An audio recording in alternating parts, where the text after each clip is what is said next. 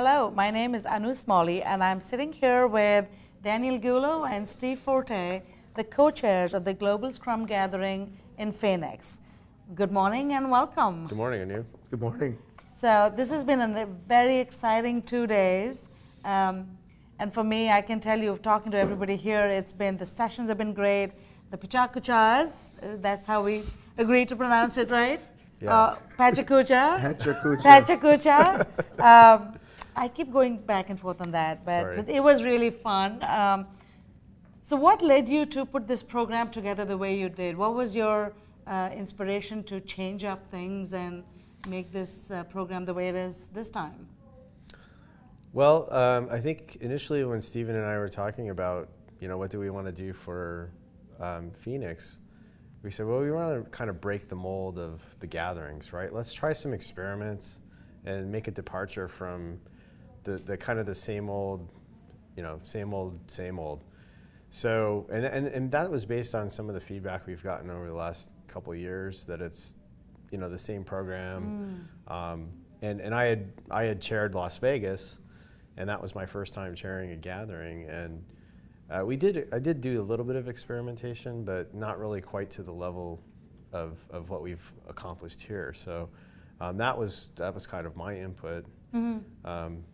And we've had the benefit of been to, as a board member and as a member of the community, and having run gatherings for Daniel, I've been to like all the gatherings for the last 4 years. Right. So we've had the benefit of watching them grow, but also watching them stay the same.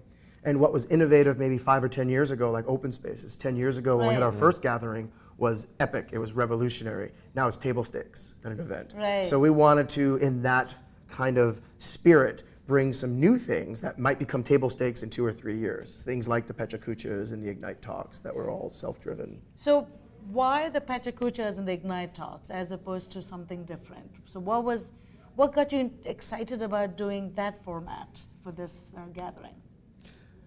Well, it's what I was able to convince Daniel to do. And what we're able to convince the logistics people to do. Yeah. I actually think, though, it was, in a serious note, I think it was a reaction to the length of the sessions. I think Yes. last year, New Orleans and Berlin, the two of us, knowing that we were the chair, observed those those gatherings very, very closely, and realized, looking at the feedback, which we went in and read a lot of the feedback and talking to people in the hallways, that the length of the session came up over and over again, that these sessions are a little too long, more free time. And our first reaction was just to make the sessions 45 minutes, which we did at this gathering. But then we came up and said, no, we could actually go a little further. And I think that's where Pachakuchas and Ignite Talks came in. Very specifically for Pachakuchas, I've used them before. And when you use Pachakuchas with experienced speakers, it can be very magical. Yes. So we figured it'd be, once Daniel and I started talking about it, we realized that could actually replace one of the keynotes and actually just bring up, instead of having one keynote speaker talking about one topic, we're going to have 8 or 9 keynote speakers talking about 8 or 9 topics. So how do you think the Ignite Talks went yesterday?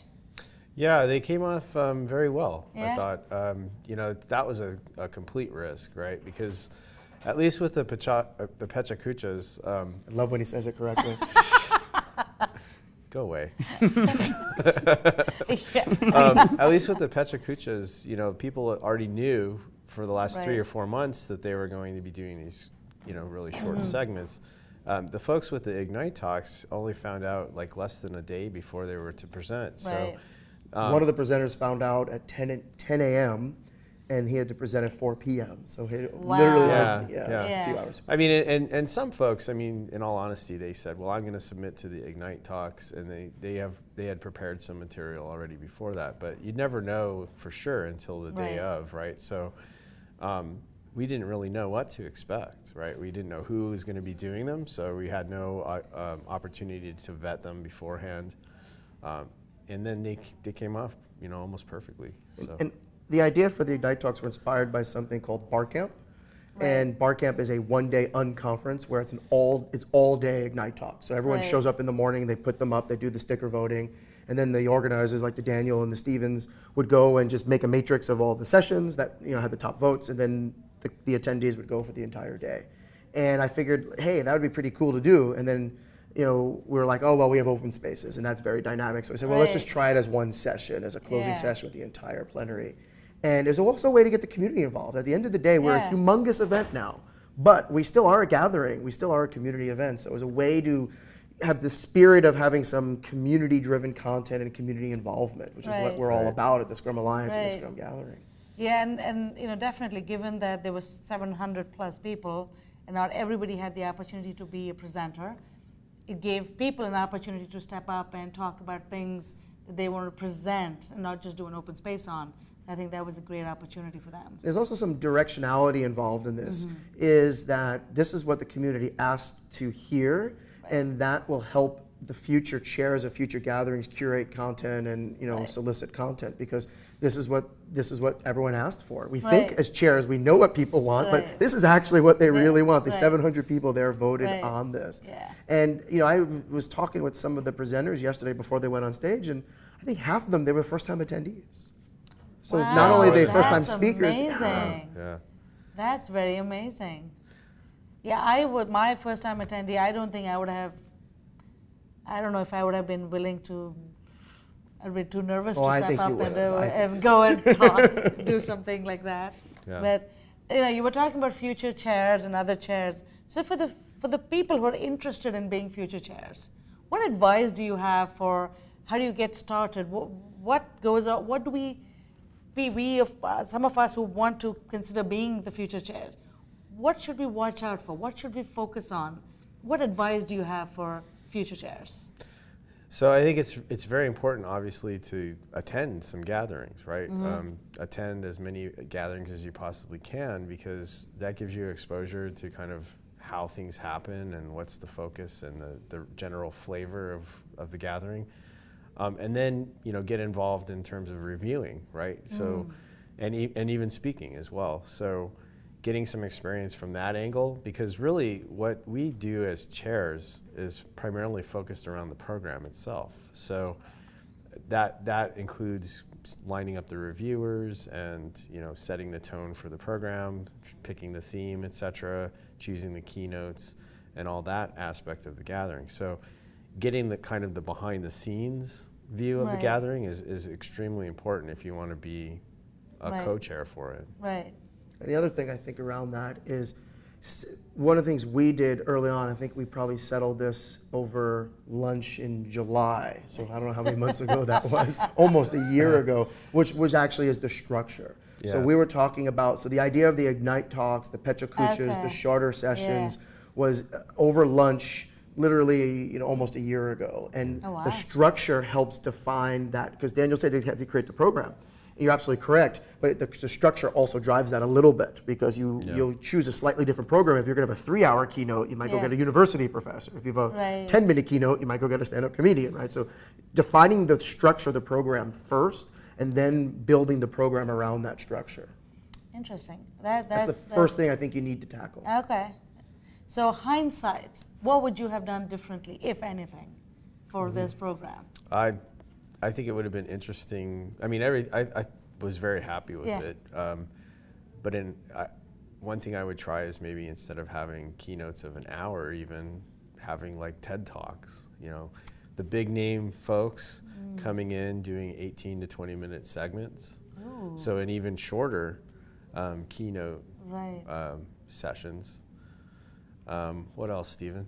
Well, I think I agree with everything Daniel just said, and we made some massive changes. Yes. I mean, we've shortened keynotes, shortened sessions, completely changed structure around, added Ignite talks, Pecha Kuchas. So we did about 5, and we actually eliminated, no one noticed, but we eliminated tracks. No one seemed to notice, right? There's no tracks at this event. Right? So make it a little more free-flowing.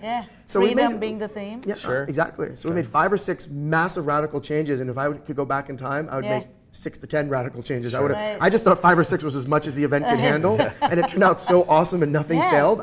I actually wish something failed. There was one which meant we didn't push the envelope hard enough, right? So I would have tried even some more radical things, like Daniel said, the TED Talks or who knows what. But I would have tried something a little deeper. Yeah, I think I like the idea of the TED Talk kind of format. It might be very interesting to look ahead and see. Well, we've consistently gotten positive feedback on the Ignite talks and the Pecha Kuchas. Just walking here today, someone stopped me and talked to me about it. And we still wonder, Daniel and I, as much as we think we were geniuses to have these Pecha Kuchas and Ignite talks, maybe people are just responding because the fact that we shortened the programs, like these, maybe they're responding to just that the fact that the talk was only 10 minutes or 6 minutes, 40 seconds. Right. So that's why experimenting with length, like that's why the TED Talk keynote is a great idea, Yeah. and things like that is experimenting with the length might be something interesting because it brings more energy and dynamism to it. And as one of the speakers, I can tell you, having done the Pecha Kucha, this is my first time ever doing it. You look like you've done it a few times. Yeah, you did a phenomenal job. Yeah, you Thank knocked it out of the park. But for me, it just felt like, as we were talking, Stephen, earlier about if you can make yourself very concise.